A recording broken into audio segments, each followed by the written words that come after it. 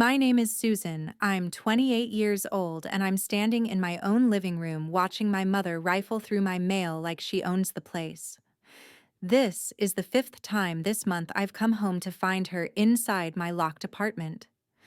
She looks up at me with that innocent smile, holding my bank statement saying she's just checking on her baby. My emergency cash is missing from the hidden drawer again. That's when I knew I had to teach her a lesson she'd never forget. Before I continue this absolutely insane story about how I caught my own mother red-handed committing multiple felonies, I want to know where you're watching from today. Are you dealing with boundary issues with your parents too?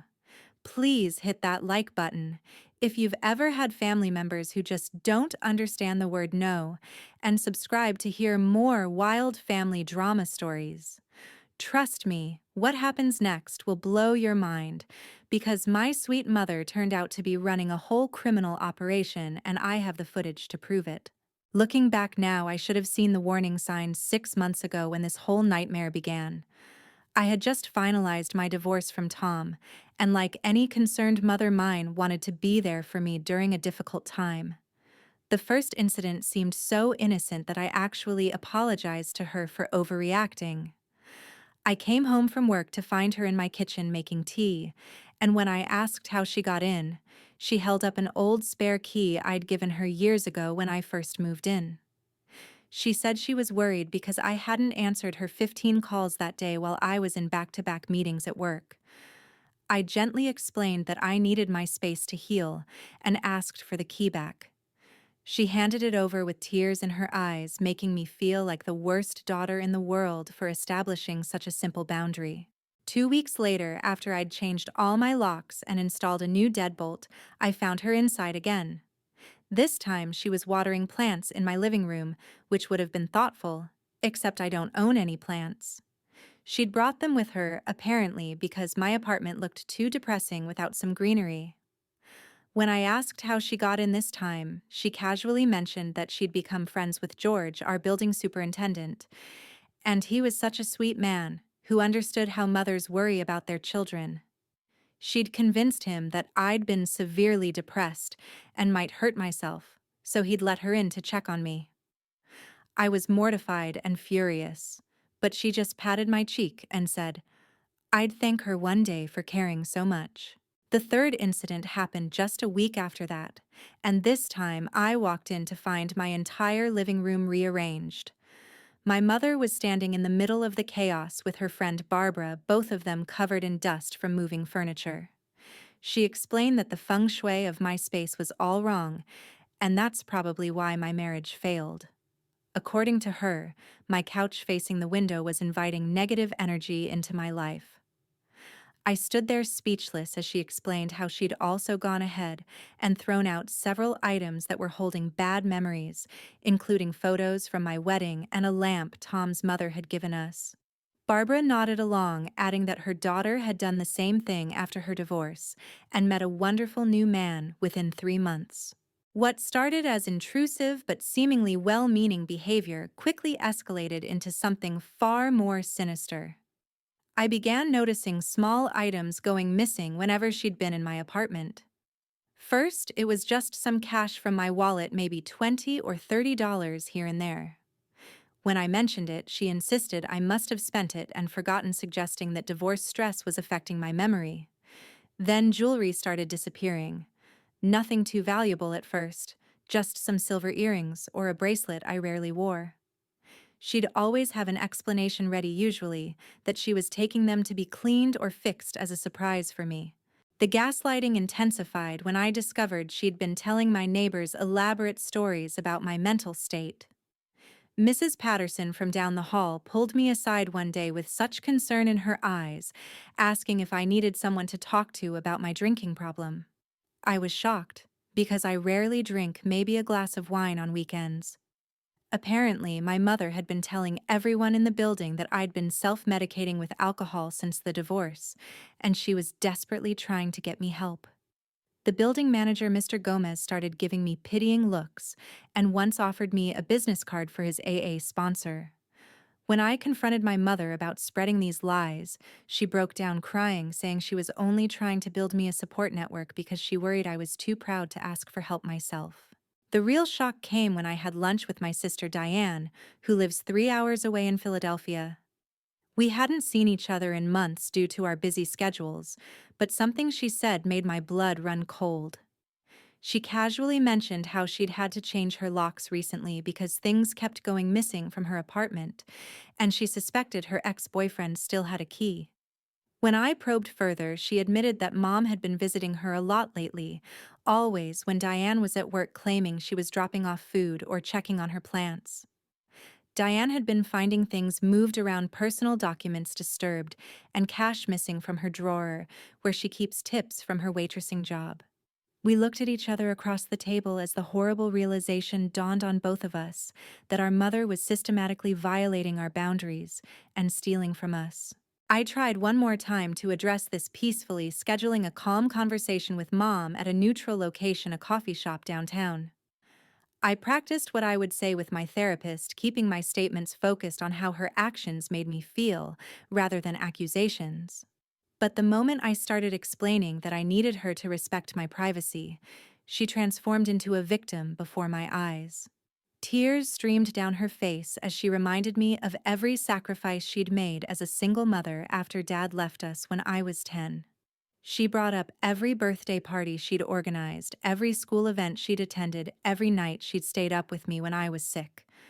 By the time she was done, other customers were glaring at me like I was the most ungrateful daughter in the world. She ended her performance by sliding a new key across the table to me, saying she understood if I wanted to lock her out of my life, just like my father had, but could I at least give her a key in case of emergencies? Feeling guilty and emotionally drained, I took the key and gave her one to my apartment in return, thinking maybe if I showed trust, she would respect it. The extent of my mother's violations became horrifyingly clear the day I discovered my grandmother's ring was missing. This wasn't just any piece of jewelry, it was a 3-carat sapphire surrounded by diamonds that my grandmother had left specifically to me in her will, worth at least $5,000. Mom had always been bitter about that inheritance, constantly making snide comments about how Grandma must have been confused in her final days to leave such a valuable piece to me instead of her own daughter. I kept it in a small safe in my bedroom closet, and only 3 people knew the combination: myself, my ex-husband Tom, and my mother. When I opened the safe to wear it to a friend's engagement party, I found only empty space where the ring should have been. My hands shook as I called Mom, trying to keep my voice steady as I asked if she'd seen it. Her response was immediate and defensive, claiming she had taken it to get it appraised for insurance purposes and forgot to tell me. When I demanded she return it immediately, she said it was at the jeweler being cleaned and sized, and she'd get it back to me soon. That same week, I received a fraud alert from my credit card company about unusual purchases. Someone had used my card to buy $1,200 worth of items from various online retailers, all shipped to my mother's address. When I called to dispute the charges, the customer service representative read me the shipping details, and there was my mother's name bold as day on every order. The items ranged from expensive skincare products to designer handbags, things my mother loved but claimed she could never afford on her fixed income. When I confronted her with the evidence she had the audacity to claim I must have ordered them for her as gifts and forgotten about it due to my depression.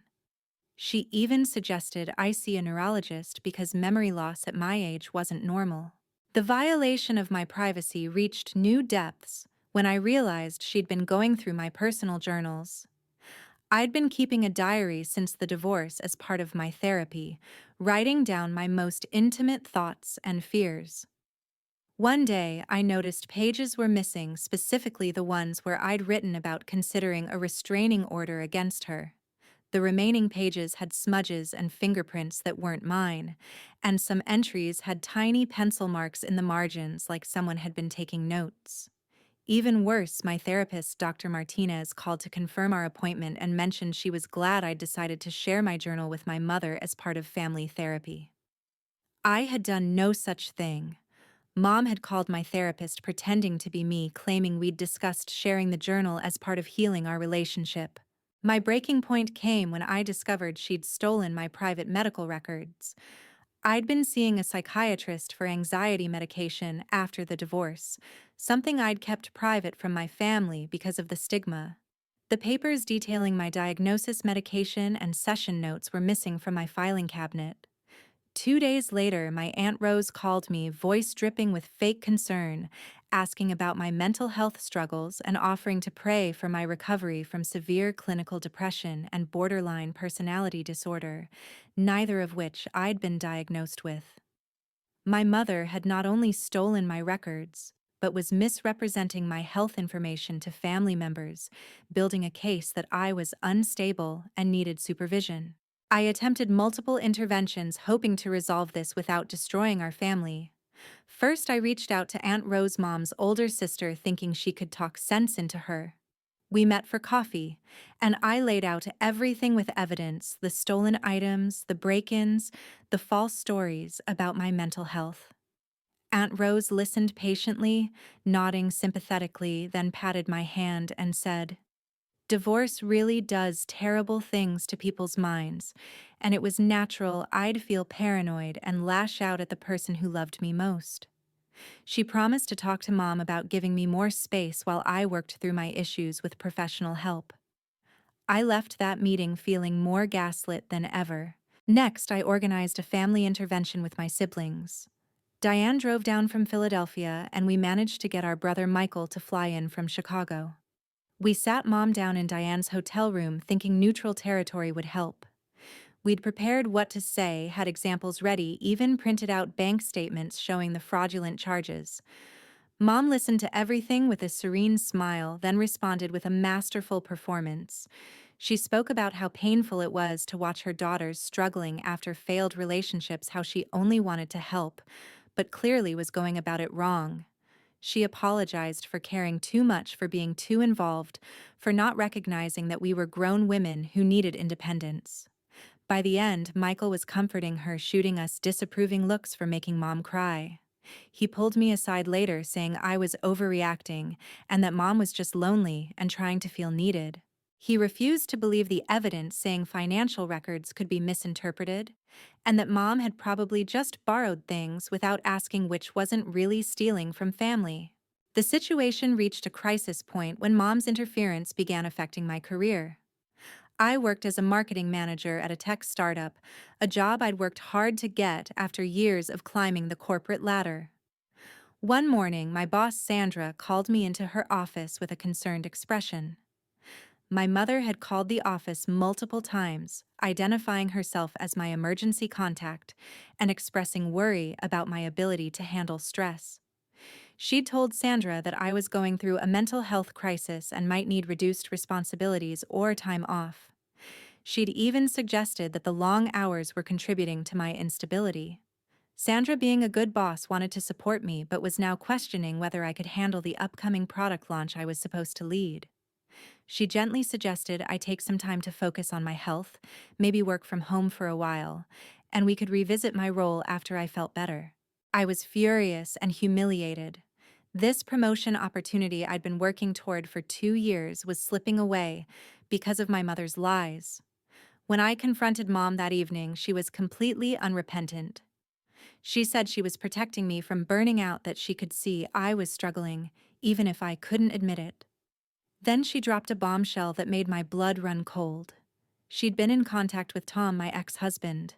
They'd been meeting for coffee, discussing my mental state and what was best for me. She thought maybe our divorce had been a mistake made during a manic episode, and if I got proper help, Tom and I could reconcile. She'd given him updates on my life, shared concerns about my behavior, and even suggested he might need to seek power of attorney if my condition worsened. The betrayal was complete. My own mother was conspiring with the man who'd cheated on me, painting me as unstable to justify her criminal behavior. After the revelation about her contact with Tom, I knew I needed help beyond what my family could provide. Through my therapist, Dr. Martinez, I found an online support group for adult children of parents with narcissistic tendencies. Initially, I felt guilty even joining, still questioning whether I was overreacting despite the mounting evidence. But as I read story after story that mirrored my own experience, the fog of gaslighting began to lift. These parents who claim to act out of love while systematically destroying their children's boundaries, stealing from them, sabotaging their relationships and careers, it was a clear pattern of abuse that I wasn't imagining. In the support group, I met Rachel, a software engineer from Seattle whose story was remarkably similar to mine. Her mother had escalated from boundary violations to actual identity theft, opening credit cards in Rachel's name and nearly destroying her credit before Rachel discovered the fraud. What gave me hope was that Rachel had successfully prosecuted her mother and rebuilt her life, maintaining no contact for 3 years. We began talking privately, and she became my guide through what she called the extinction burst, the escalation of behavior that happens when narcissistic parents realize they're losing control. Rachel's advice was practical and direct: document everything, get cameras, protect your assets, and be prepared for things to get worse before they get better. My best friend Chloe, who worked in cybersecurity, became my technical advisor in what we started calling Operation Karma. Chloe had watched my mother's behavior escalate over the months and was more than ready to help me fight back. She researched the laws in our state and confirmed that I could legally install cameras in my own apartment without notifying anyone. She helped me choose a system that would store footage in the cloud, ensuring Mom couldn't just destroy the evidence if she found the cameras.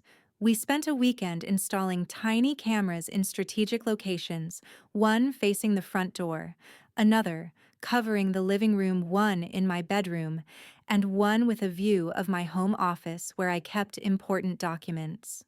Dr. Martinez, my therapist, provided crucial emotional support during this time. She helped me understand that what I was experiencing wasn't just overprotective mothering, but a form of abuse.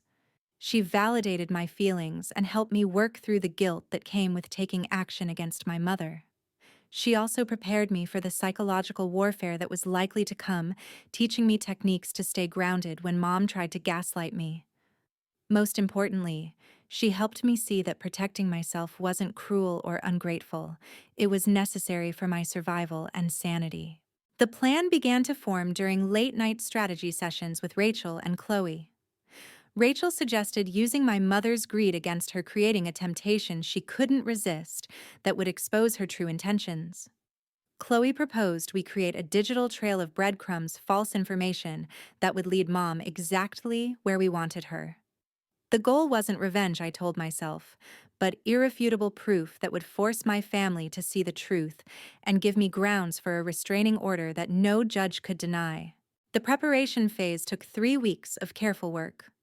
First, I created a fictional great-aunt named Mabel, supposedly my grandmother's estranged sister who had recently passed away in Vermont. Using Chloe's expertise, we crafted a convincing digital footprint for Aunt Mabel, including an obituary on a fake local newspaper website that would pass casual scrutiny. The story was that Mabel had been a reclusive antique dealer who had amassed a considerable collection and left everything to her late sister's grandchildren, having no children of her own. I made sure to mention this windfall to Aunt Rose during one of her fishing expedition phone calls, knowing she would immediately report back to Mom. Next, we created false documentation that would be irresistible to someone already stealing from me. Chloe helped me forge convincing bank statements showing a transfer of $50,000 into a new account, along with legal documents about the inheritance that mentioned valuable antiques being shipped to my apartment. We even created an inventory list that included items Mom had always coveted, like Victorian jewelry and first edition books. These documents were strategically left where Mom would find them during her next break-in, placed in folders marked Private and Inheritance in my desk drawer that she regularly rifled through. The masterstroke was the fake safe deposit box key. I purchased a convincing replica online and attached a tag reading Vermont Savings and Trust Box, 4147 Mabel's estate. This I placed in my jewelry box right where my grandmother's missing ring should have been, knowing Mom would check there. Rachel advised me to add layers to the deception, so I also planted a business card for a fictional estate lawyer and created a fake email exchange discussing the complexity of settling Mabel's affairs and the need to keep everything confidential until probate was complete. To make the trap more effective, we decided to use Mom's own tactics against her. I began dropping hints about feeling overwhelmed by sudden wealth, mentioning to a neighbor in the hallway that I was concerned about security with valuable items coming to the apartment. I knew Mrs. Patterson would mention this to Mom during one of their regular gossip sessions. I also made sure to look stressed and distracted when Mom visited, muttering about lawyers and paperwork, then quickly changing the subject as if I'd said too much. The goal was to trigger her fear of missing out on money she'd convinced herself she deserved. The cameras captured everything we'd hoped for and more. Within 2 days of planting the inheritance story, Mom broke into my apartment while I was at work. The footage showed her going straight to my desk, photographing every document with her phone, then searching methodically for more information. She found the bank statements and actually did a little dance of joy in my living room. When she discovered the safe deposit box key, she held it up to the light like it was made of gold, then quickly pocketed it. What I hadn't expected was that she would immediately call someone from my apartment. The audio was clear enough to hear her telling Barbara that they needed to move fast because I was too unstable to handle this kind of money properly. After discovering the planted inheritance documents, my mother's behavior shifted into overdrive. The cameras captured her returning the very next day, this time, with a large tote bag. She went through every drawer, cabinet, and closet with the efficiency of a professional burglar. She wasn't just looking for more information about the inheritance. Now she was taking inventory of everything I owned. I watched the footage later with a mix of vindication and disgust as she held up items apparently appraising their value and either pocketing them or photographing them for later reference. She took several pieces of jewelry I'd inherited from my grandmother, my passport from the filing cabinet, and even some collectible coins my father had given me before he left. The break-ins became almost daily events. Mom had clearly made copies of her key because she started coming at different times, testing when I was least likely to be home. The cameras showed her bringing different accomplices on different visits. Once it was Barbara again, and they spent 2 hours going through my closets with Barbara trying on my clothes while Mom stuffed designer items into garbage bags. Another time, she brought Barbara's daughter Julie, who claimed to be a paralegal. Julie took photos of every legal document she could find, including my divorce papers, past tax returns, and even my employment contract. I could hear them discussing whether I had a will, and if Mom would automatically inherit everything if something happened to me, a conversation that chilled me to the bone. What truly shocked me was when the cameras caught her bringing Tom, my ex-husband, into my apartment. They walked through together like they were touring a property for sale, with Mom pointing out valuables and Tom taking notes on his phone. She showed him where I kept my financial documents, gave him my social security number from a document she'd stolen, and even suggested he might have grounds to claim some of the inheritance since we'd been married when Aunt Mabel was still alive. Tom seemed hesitant at first, but Mom kept pressing, reminding him that I'd been unstable during our marriage and had probably hidden assets from him during the divorce. By the end of the visit, he was fully on board, talking about consulting his lawyer about reopening the divorce settlement. During this time, I had to maintain the facade that I knew nothing about their activities. I continued going to work, attending therapy, and living my life while secretly documenting everything. Rachel coached me on how to appear oblivious while staying hypervigilant. I changed my important passwords, moved my real valuables to a safety deposit box at a bank Mom didn't know about, and had Chloe help me monitor my credit for any suspicious activity. The hardest part was acting normal when Mom visited, officially pretending I didn't know she'd been in my apartment 3 times that week already. The psychological toll of living this double life was immense. I had to smile and make small talk with my mother while knowing she was actively plotting against me with my ex-husband. I had to listen to her express concern about my mental health while she was systematically stealing from me. During one official visit, she actually had the audacity to gift me a self-help book about managing sudden wealth, inscribing it with a note about being there to help me navigate this challenging time. I thanked her and placed it on my shelf, all while knowing she'd stolen $300 from my emergency cash stash just the day before. To escalate the trap, I scheduled a fake appointment with an estate lawyer for the following Friday. I made sure to write it in my planner that I kept by the kitchen phone, knowing Mom always checked it. I also called Diane and casually mentioned I'd be bringing home important documents from the lawyer that needed to be kept secure over the weekend. I knew Diane had been feeding information back to Mom, trying to stay neutral, but ultimately enabling her behavior. Sure enough, the cameras caught Mom on the phone in my apartment later that day, telling someone that Friday night would be perfect because I'd have all the inheritance documents in one place. The deeper Mom fell into the trap, the more cocky she became. She started leaving subtle calling cards to mess with my head, moving items just enough that I'd notice but not enough to prove anything. She'd rearrange books on my shelf, leave cabinet doors slightly open, or move my coffee mug to a different hook. It was psychological warfare designed to make me question my own perception of reality. What she didn't know was that I had video evidence of every single violation, building an airtight case against her. I created one final piece of bait to ensure she'd fully commit to her plan. Using my design skills from work, I created a professional-looking folder labeled Estate of Mabel Richardson Final Distribution Documents. Inside, I placed elaborate fake contracts about valuable antiques being held in storage authentication certificates for supposedly rare paintings, and a fabricated letter from an auction house estimating the total value of the collection at over $200,000. I made sure to spill coffee on one corner and handle the documents extensively to make them look authentic. This folder was placed prominently in a briefcase that I left by the door on Thursday night, setting the stage for the final confrontation. Chloe helped me prepare for what we knew would be an intense night. She created a shared cloud drive where all the camera footage was automatically backed up, ensuring we'd have evidence even if Mom somehow destroyed my devices. Rachel flew in from Seattle to be there as moral support and a witness.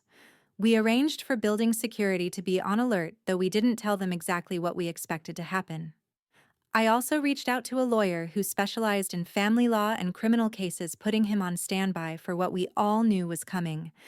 Everything was in place for the confrontation that would finally expose my mother's true nature. On Friday evening, I made a big show of coming home with the briefcase, looking tired and stressed as I entered my building. I knew Mom had informants among my neighbors, so I played my part perfectly, even mentioning to Mr. Gomez that I'd be going to my book club at 7 and wouldn't be back until late. In reality, Rachel and I were parked in Chloe's van half a block away, watching the camera feeds on her laptop. Building security was stationed discreetly in the lobby, ready to respond to our signal. The stage was set for what I knew would be the performance of my mother's lifetime, though not in the way she expected. At exactly 7:15, we watched Mom arrive with her crew. She had Tom, Barbara, and Julie with her, and they came prepared with empty boxes and garbage bags. Mom used her key to enter while telling the others to work quickly because book clubs usually only lasted 2 hours. The cameras captured every damning detail as they spread out through my apartment like a well-organized theft ring. Mom went straight for the briefcase, triumphantly pulling out the fake inheritance documents while Barbara started wrapping my electronics in towels. Tom headed for my bedroom, where he began pulling clothes from my closet, focusing on designer items he'd bought me during our marriage. Julie stationed herself at my desk, photographing everything with a professional camera, clearly planning to use the information later. The audio picked up their conversation crystal clear. Mom was reading from the fake documents, exclaiming about the valuable antiques and saying I was too irresponsible to handle this kind of wealth. She actually used the words, "Susan doesn't deserve any of this." She never appreciated what she had just, like she never appreciated that husband I found for her. Tom chimed in saying he should have gotten a better lawyer during the divorce because I'd clearly been hiding assets. Barbara was tallying up the value of items they were taking, suggesting they could sell everything quickly through her cousin who owned a pawn shop. Julie was the most calculated, discussing how they could contest any will I might have using my mental health history that Mom had fabricated as grounds for claiming I wasn't competent to manage an inheritance. After letting them work for 20 minutes, gathering enough evidence to bury them all, it was time for the reveal. I entered my apartment with Rachel and Chloe behind me, and two security guards bringing up the rear. The look on my mother's face when she saw me was priceless, a mixture of shock, rage, and the dawning realization that she'd been caught. Tom dropped the armful of my clothes he was holding and tried to bolt for the door, but security blocked his path. Barbara immediately burst into tears while Julie tried to hide the camera behind her back. But it was my mother who put on the most spectacular show. Her first instinct was denial. She claimed they were there because she was worried about me, that she'd noticed someone had broken into my apartment and they were securing my valuables. When I pointed out they were putting my valuables into garbage bags, she pivoted to gaslighting, saying I'd asked her to help me move some items into storage, but must have forgotten. The security guards weren't buying it, especially when I pulled out my phone and showed them just a sample of the footage we'd captured. Mom's face went through a series of transformations as she watched herself on the screen, breaking into my apartment day after day, stealing from me, plotting with Tom. When denial and gaslighting failed, she switched to pure rage. She screamed that everything I had was thanks to her, that she'd sacrificed everything raising me alone after my worthless father abandoned us. She claimed I owed her for 18 years of single motherhood, that taking care of her in her old age meant sharing everything I had. When I calmly informed her that there was no inheritance, that Aunt Mabel never existed, that every document was fake, she lunged at me.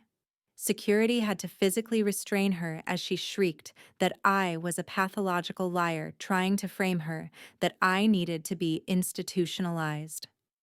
Tom tried to claim he was only there because Mom had told him I was suicidal and he was checking on me, but the footage of him cataloging my belongings while discussing reopening our divorce settlement said otherwise. I had already called the police before entering the apartment, and they arrived just as Mom was reaching peak hysteria. The officers were professional and thorough, taking statements from everyone and reviewing the extensive video evidence Chloe had compiled. The folder she'd prepared included footage from 6 months of break-ins, evidence of theft, including photos of Mom wearing my grandmother's ring at a family event, and audio of her planning to steal the fictional inheritance. When the officers asked Mom if she had permission to be in my apartment, she actually said, "I'm her mother. I don't need permission." That statement alone sealed her fate. The legal consequences were immediate and severe. Mom was arrested for breaking and entering grand theft and fraud. Tom was charged as an accomplice to attempted theft and fraud. Barbara, sobbing hysterically, admitted she'd been manipulated, but had still participated willingly, earning herself charges for theft and conspiracy. Julie, trying to maintain her paralegal professionalism, attempted to argue that she was only documenting things for potential legal proceedings, but the officers weren't impressed. They were all taken to the station in separate police cars, while I stood in my violated apartment feeling a complex mixture of relief, vindication, and profound sadness. The family explosion was immediate and intense. Within hours of the arrests, my phone was flooded with calls and messages. Diane was the first to reach out, not to condemn me, but to apologize.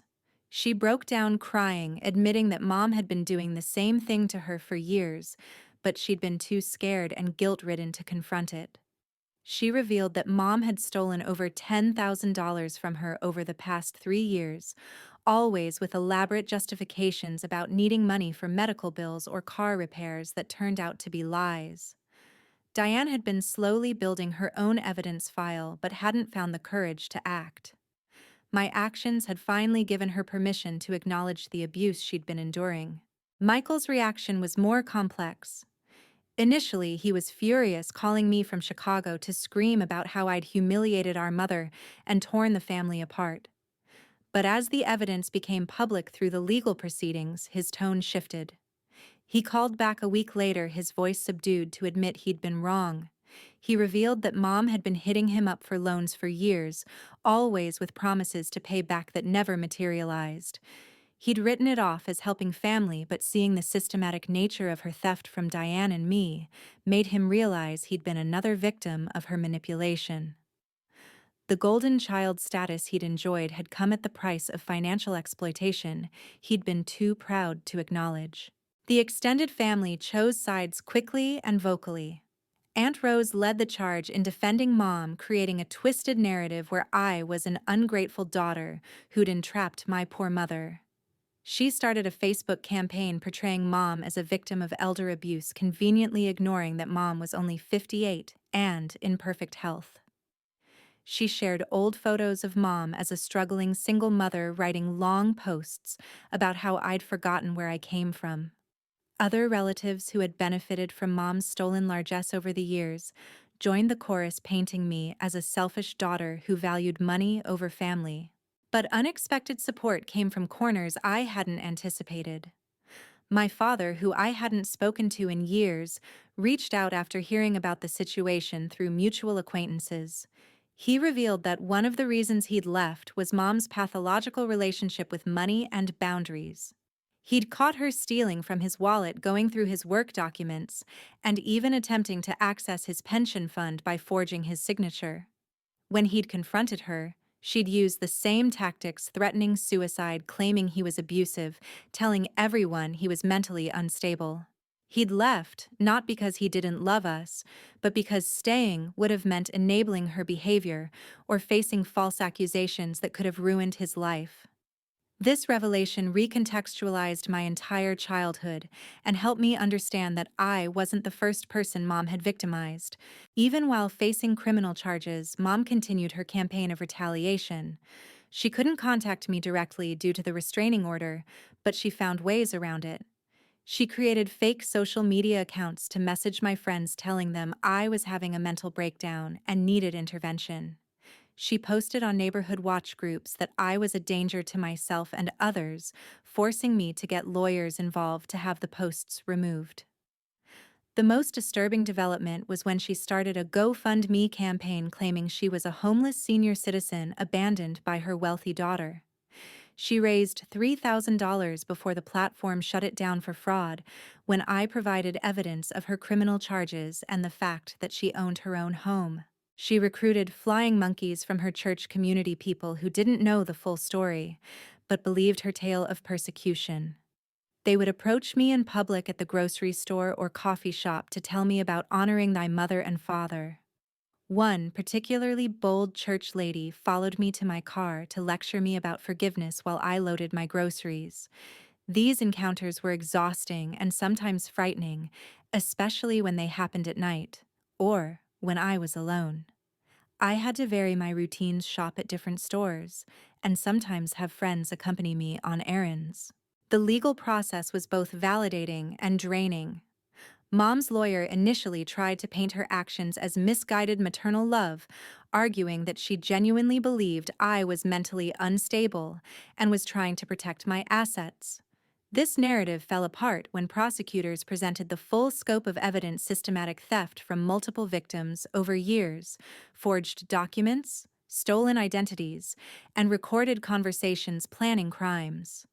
The turning point came when 3 other victims came forward. My grandmother's elderly friend revealed that Mom had been accessing her accounts as her unofficial helper. A former coworker discovered Mom had stolen her identity to open credit cards. Even Barbara, trying to reduce her own charges, testified about other thefts Mom had orchestrated over their 20-year friendship. During this time, I found strength in unexpected places. The online support group became my lifeline, with Rachel checking in daily and other members sharing their own experiences navigating family legal battles. I started therapy with a specialist in family trauma and began understanding the deep programming I'd need to overcome. I joined a local support group for crime victims, where I met others dealing with family betrayal. Their stories, while different in details, shared common themes of guilt, grief, and eventual liberation.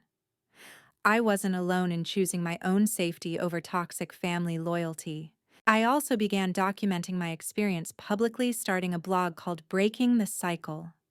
Writing became therapeutic, and the response was overwhelming. Hundreds of people reached out sharing similar stories of parental abuse disguised as love.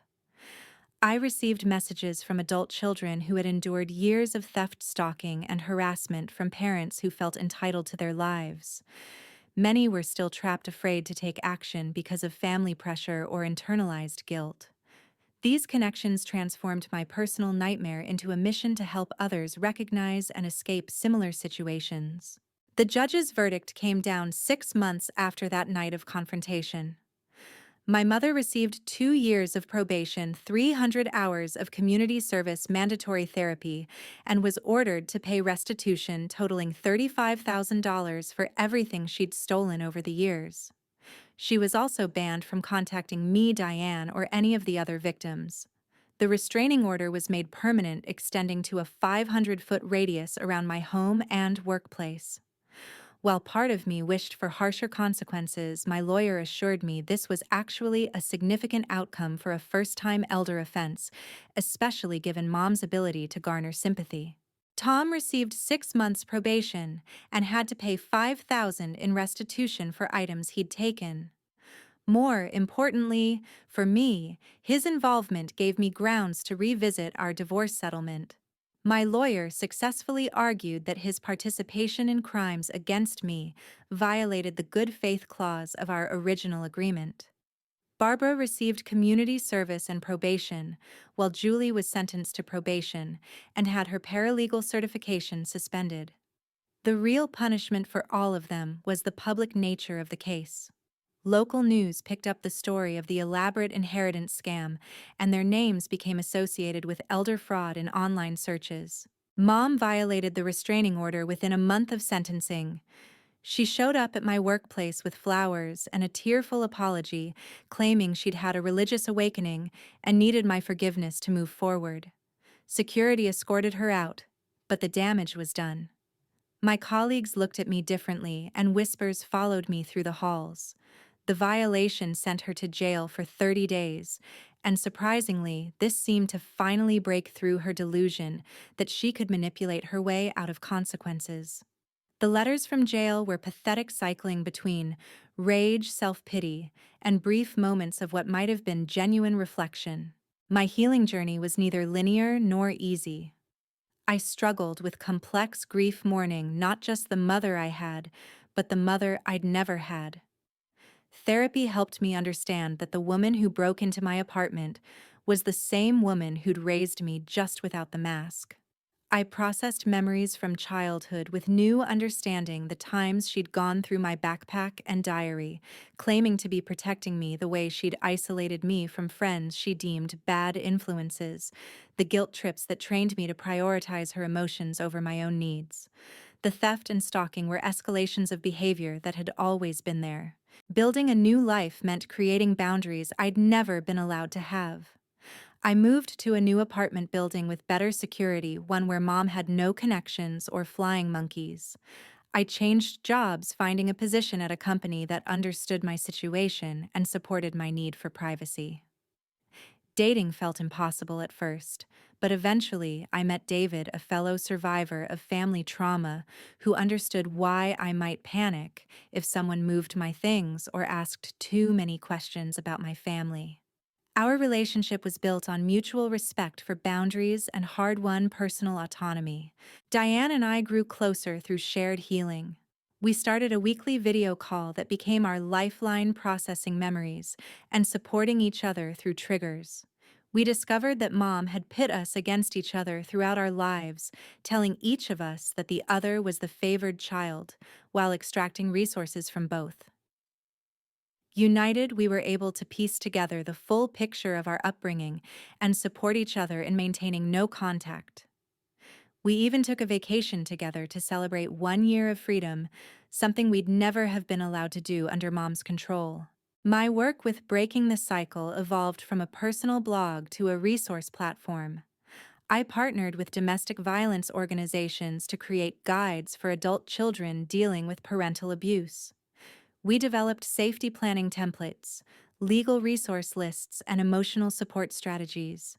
I began speaking at conferences about recognizing abuse that masquerades as love and the importance of believing victims even when the perpetrator is a sweet-looking mother.